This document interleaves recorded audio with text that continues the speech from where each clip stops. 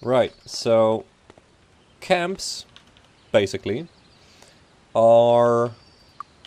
Well, they're not really... I'm gonna call them camps, but... Mind magic is not just about dungeons, right? There are enemies on the, let's say, Overworld as well. And what we're going to do is we're going to clear out New Sorpigal for both the experience and the monies. Because we have 15,000 gold at this point, which is a fair sum, but we will be using up a lot of gold during our adventures.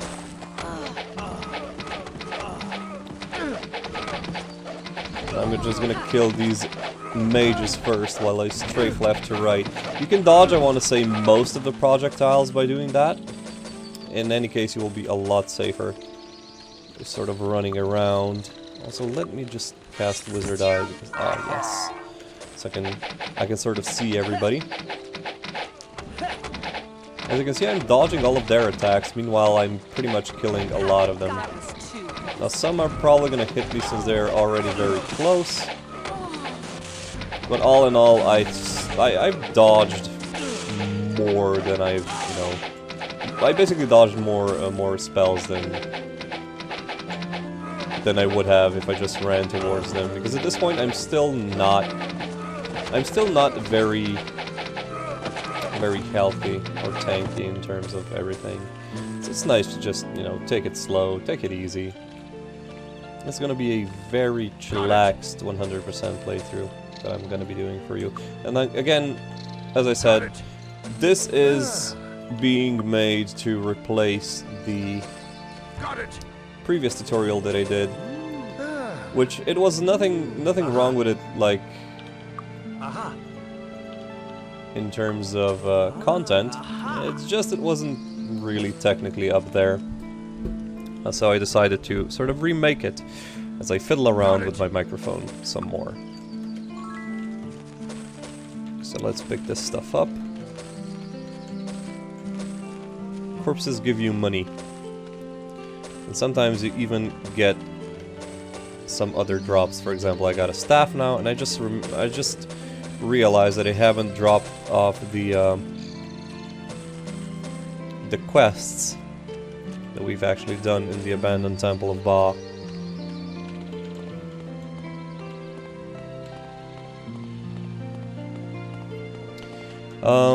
Since we're here, remember how last episode we've gotten Orville?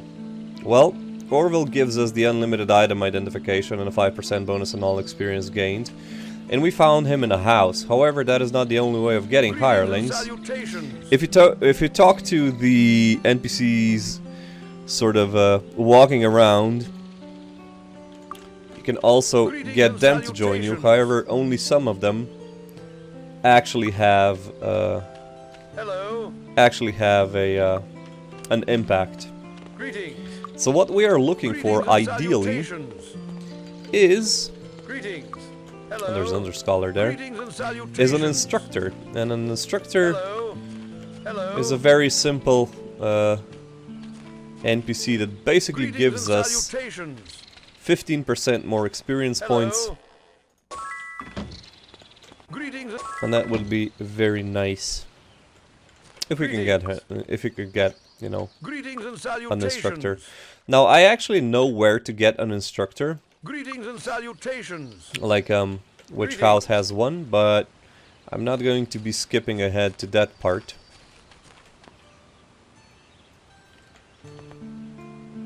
Meditation. You know what we're gonna do? We're going to... Hello. Oh, we already gave that?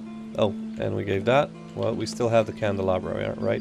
Because I was explaining stuff, I wasn't really paying attention to what I was doing. So we can give this Hejal Mausil the cobra eggs, and he's gonna give us 300 gold for each cobra egg found. And I'm gonna give you this. We already showed you the letter, it's a one-time thing only. And now we're gonna go to both the Stealth Guild I think it's close. and the Elemental Guilds, and we're going to teach our spellcasters the rest of the magic schools that we basically need, because I'm going to be developing The magic of fire, all air, of them, water and earth. like literally all of them. Okay, so now we can go ahead and sell stuff. Who needs meditation? Okay. You need meditation. Okay. Got it, Captain. Hello. Oh, sorry. I think it's closed. Oh, that's still closed. Can I help you find anything? So I'm gonna sell all of these things. I'm not really a big fan of potions because I only seem to hoard them and never use them. Aha.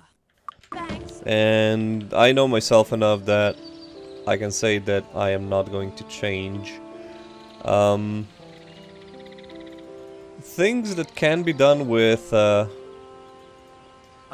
potions, though, is you can get the so-called black potions, which give you permanent stat boosts. And I know how to brew a couple of them, you know, off the top of my head, but they still, like, they aren't as good as in, for example, later installments of the Might and Magic series, namely Might and Magic 7 and 8. Oh wait, I'm keeping this broadsword. And you're gonna need a sword as well, the sword skill. What was I trying to say?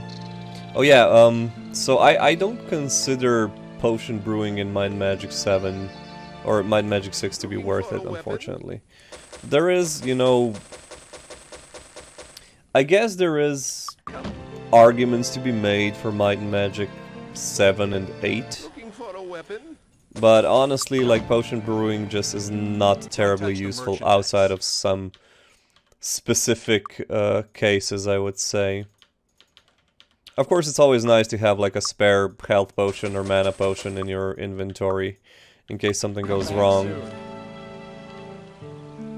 So for example, you need to escape but you don't have enough spell points for, I don't know, Town Portal or Lloyd's Beacon or Fly or whatever, basically. You can then just drink some potions and be done with it. Okay, that's enough. I've waffled around enough. Let's go and clear out the second group. Gonna bless ourselves. And remember, bless only actually works for hand-to-hand combat. It does not have an effect on our bow damage.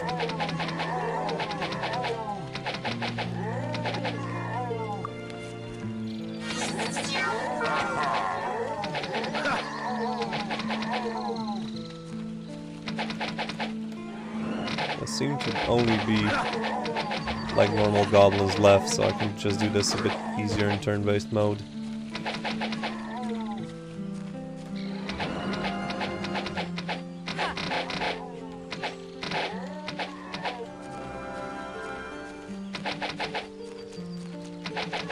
There we go. Pick up all of these.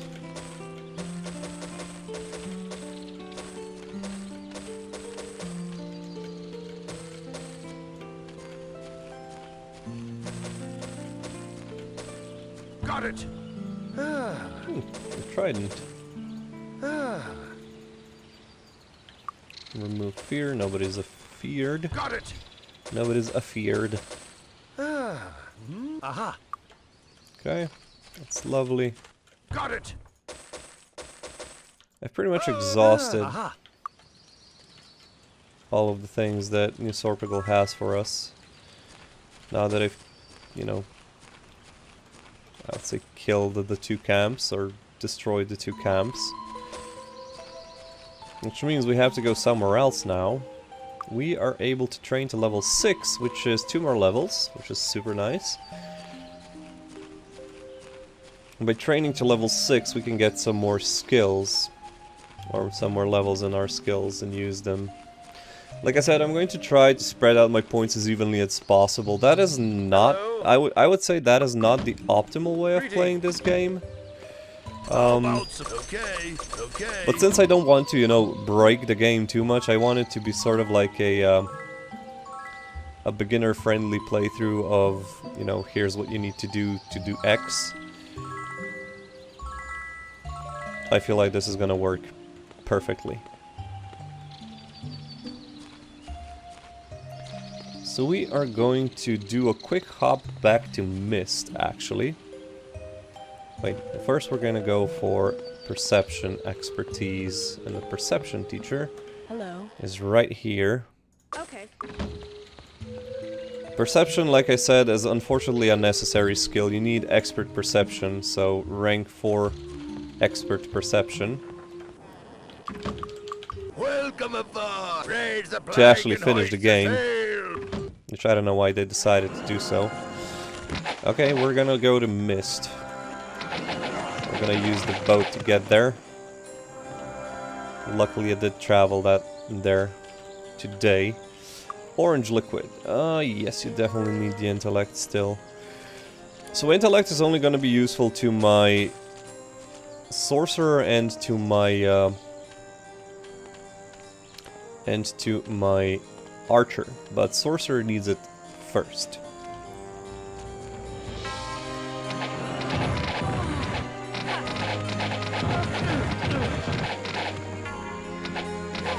This place is filled with these assassin type enemies, and also with the Ba type enemies. Not terribly strong, either of them. However, Mystics of Ba can shoot, and the assassins can single hit you and put you into the death state. So you do have to be a bit careful while tackling this place.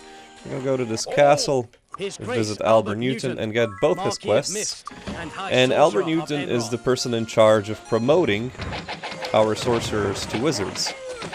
Now, since we're here, a quick word about promotions. So, we have 6 classes in the game, but each class has 2 possible promotions to go. So first and second promotion. It is not a branching promotion path. It is a, you know, you get promoted into one class and then to another. Basically what that means is, in Might and Magic 6, getting a promotion means that per level you will be getting more health and mana. And the other thing that happens is certain skills can only be taught once you have reached a certain promotion. That also applies to skills that can be taught, for example, only when you have been promoted to, let's say, Archmage class, but you are an archer. You can only still learn that particular skill, which in this case is Master Air skill, once you have done the Archmage promotion. Okay, so that's it.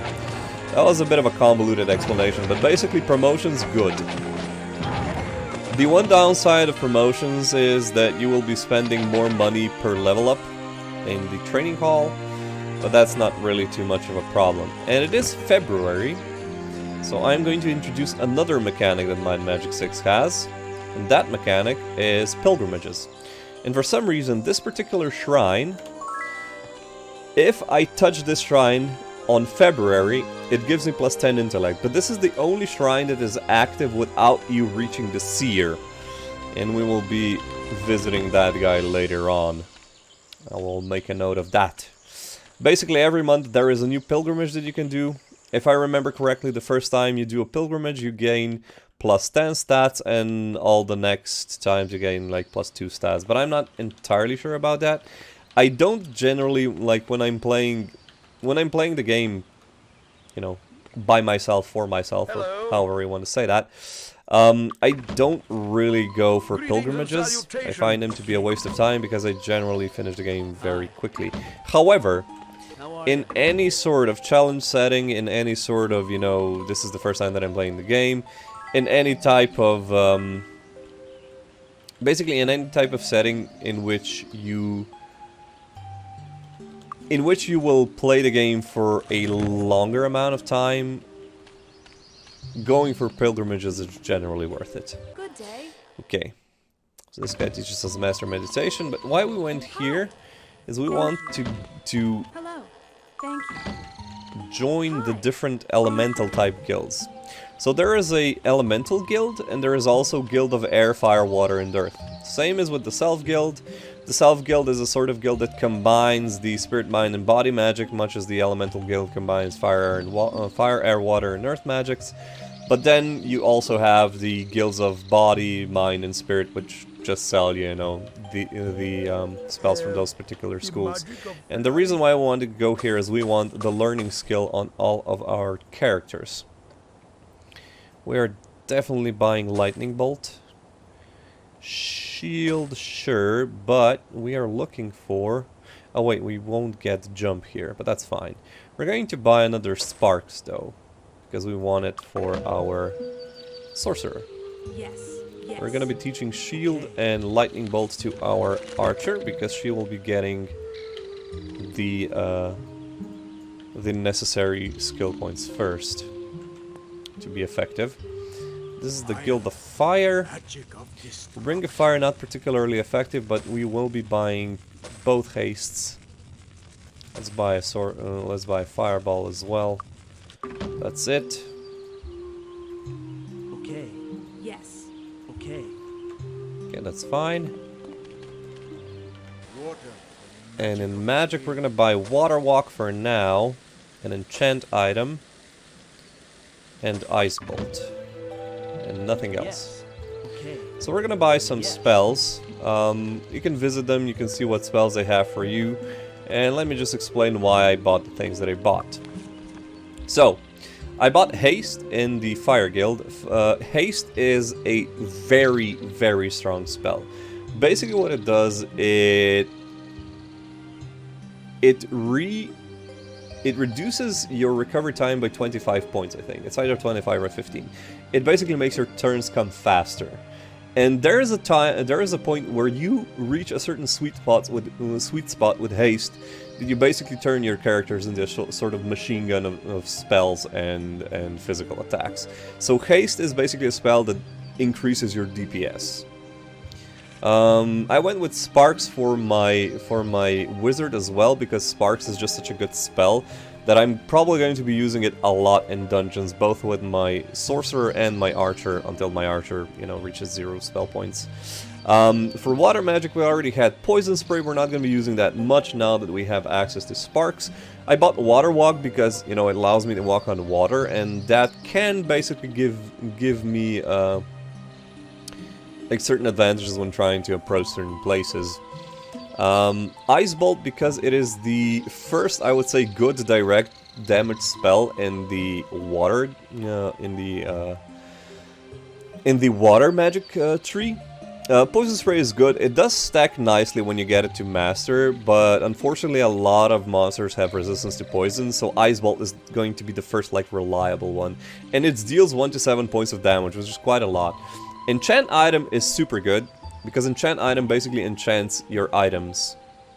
Like, it literally says in the name what it does. But let me give you an example. You can only enchant armors and items, those being, for example, rings. Items being basically rings and things that do not have armor class. Armors are just in general things that have armor class, including shields and hats and cloaks. So we can only enchant armors and items above or at or above value 450.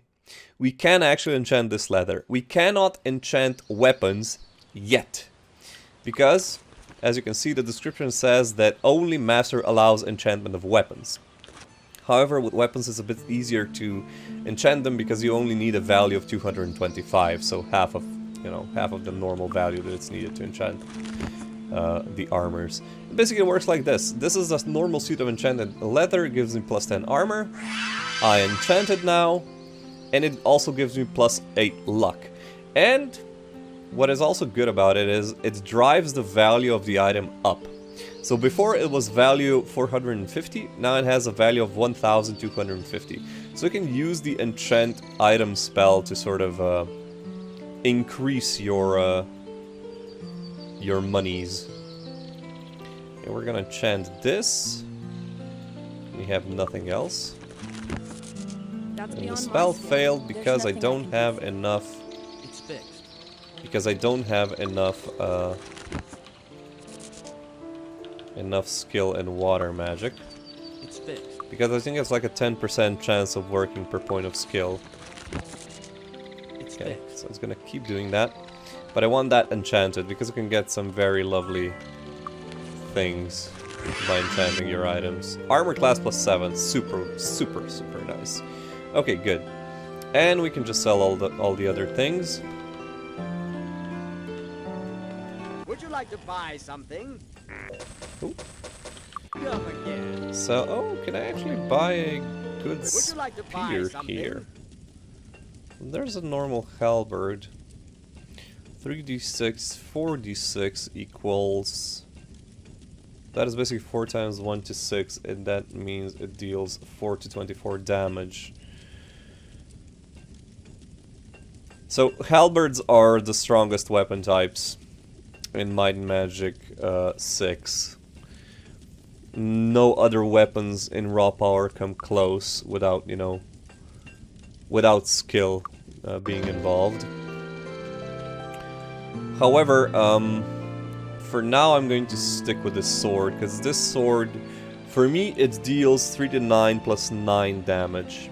So I can also already see, like, 3 to 9 damage is the base damage of the sword plus 9. So it deals 12 to 18 damage. Whereas if I bought that, that was the most basic halberd, would have done 4 to 24 damage. That is how strong spears are. And later on you can dual wield them. You'll lose like 1d6 damage, but you'll gain the damage of a dual wielded item, so... we'll get there when we get there. How you doing? How you doing? Do we have anything that we can / need to buy here? I can buy that Celestial Shield. Sure. Why not?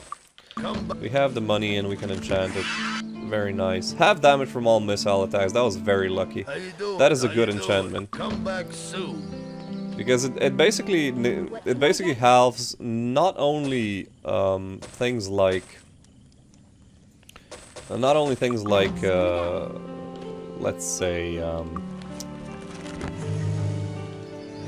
arrows, but also flying boulders, which we'll be meeting sooner or later in Mind Magic. Okay, there's one more thing that I want to do here on Mist for now. We'll come back here later as well, but we're going to do this sort of quest, in brackets. Basically involves traveling to a set of islands north of the main island of Mist that, you know, the followers of Bind, the assassins, sort of made their own home. And, you know, just clear it out. It's not a quest because we can't really turn it in, but it activates that teleporter that it just went through. And this chain of islands has some nice loot to it, possibly. And, you know, the experience of killing stuff is always good. And speaking of experience, we have gotten a new skill that I haven't mentioned that I would feel like is a very necessary skill. And this is this skill, the learning skill. Basically, even if you don't level it up, just get it. What learning does is it gives you a base bonus of 9% bonus experience, plus 1% per point of skill on normal level, and then on expert level you get double, and on master level you get triple. Basically, you spend up to 1000 gold for each character once, and you get a permanent bonus of 10% experience points. I feel like learning you should basically just buy it. Learning is good. And that is it. Our characters are slowly getting, you know, the skills that we need.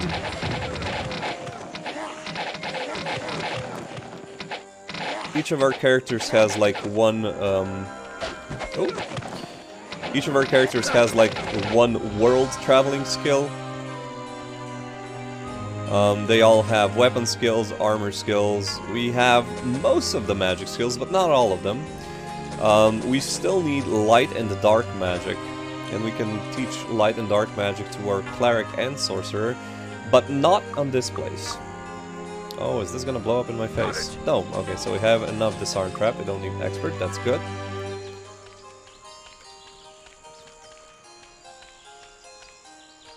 Wait, did I pick up the, Yes, I did pick up the food.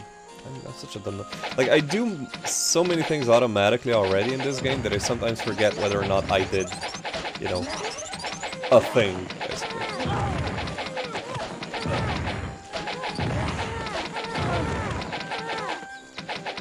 Got it.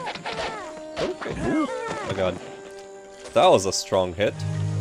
I don't know whether or not both of them hit Zoltan, but suddenly he was on very, very low health. Too easy. Let's see where we are for enemies. She there. Okay, good. So it's very easy to sort of kill them because the AI is not too smart and most of them will not go through...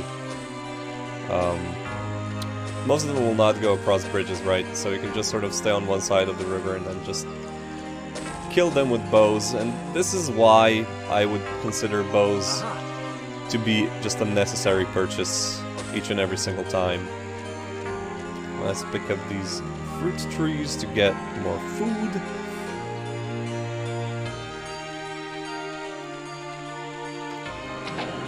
The only ones that can actually really hit you are the Mystics of Ba. But even then, if you're playing with 4 characters, which, you know, you should if you're starting the game out for the first time, or are not very knowledgeable about it, which is something you should definitely do. But yeah, it's a very nice place, basically. It gives you a lot of money. The chests can actually contain some very good things, and what just happened now is Alexis was luckily the only one that can dodge and did dodge the freaking trap. Otherwise, if she would have died, we would have had to you know, restart. Basically, why she dodged is because of this perception skill, which I haven't gotten into, but perception is a really weird skill. It really only does one thing, right? It gives you a chance to avoid traps and notice treasures. I have no idea what the notice treasures thing is. As far as I know, perception, the only thing that it does, is, like for the treasures, is that when you interact with a cauldron that normally gives you food, you usually get a ring with it as well. But the other part is that it gives you a % chance of dodging a trap when you spring it, which is what happened right now, and it's a good thing that it did happen. I'm just gonna rest until dawn. Got it. Because obviously I would have needed expert disarm trap for that particular trap there. Which is weird, like, It's fixed. you generally can open... You can generally open all of the different chests in a given area if you have a given amount of disarm trap. I guess it wasn't like this for that particular chest. Well, we can just safely kill all of these lovely ladies. There's also the possibility of them dropping a mage dagger, the assassins that is. That is going to be the next step above our piercing dagger that Zoltan is currently using, so there's always a chance to getting a better item. Unfortunately, we didn't really get a lot of... we didn't really get particularly strong items. We're going to touch this obelisk to get its piece of the puzzle. Go for this chest, which is the last chest. Got it. Oh, so we got a heavy poleaxe, which I guess is good. Oh, and a steel chainmail antique. Now, what antique does is it's a very simple enchantment that basically increases the value of an item tenfold. So it's a useless enchantment in terms of actually, you know, combat value, but it's good for selling basically. So if you don't have money, you want this. If you have enough money, you want anything other than this for enchantments. You can also get this enchantment by enchanting your items. Let's see which is actually better now, because our heavy poleaxe deals more base damage, but the modifier of this dwarven axe is much better. So let's see. I have a recovery time of 121 with both of them, okay. But I only get a +7 attack bonus with the heavy poleaxe. get a plus 12 bonus with my Dwarven Axe.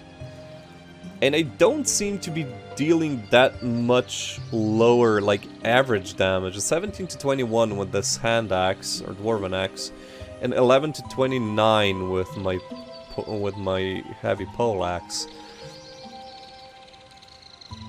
Which is, like, 1 point lower average, I think. So I'm just gonna keep my, my Dwarven Axe. It's good if you're in a bind and cannot decide which weapon is better. It's good to go into the stat screen here and just switch the weapons out, and you can see exactly what the change is like, and it makes it easier to decide. But generally, I don't mind a weapon to have a little bit lower damage value if I compensate with the chance to hit. Because the chance to hit, every time you hit an enemy, you sort of have a chance to stagger it for a moment, which means you're a bit safer because they don't get, you know, a turn, yada yada yada. But you know what, you do you. Back for another lesson? You can decide what fits your playstyle better. Good job. Okay, what can we do? We can give you... what? Spear and bow and bow and bow. That's gonna be good for now, because we're sort of neglecting my magics for now. Because I have the basics done. I have Spirit Expert, I have Body Expert, I have Air Expert, and I have Water Expert, which, to start, is enough. If I wanted more direct damage from spells, I would have went for Fire Magic Expert as well. Because then I'd have access to either Firebolt or Fireball, both wonderful spells that stack very nicely. Later on we're going to be getting even more powerful spells, but for now, I feel like I'm in a good place. For now, I feel like I'm in a good place. I have some money left over, which I'm going to use to... Welcome aboard. well, train some more. Welcome aboard. We're going to be going straight to Castle Raise Iron the Fist, flag which and is hoist a the good thing, because sail. that's where we need to go next.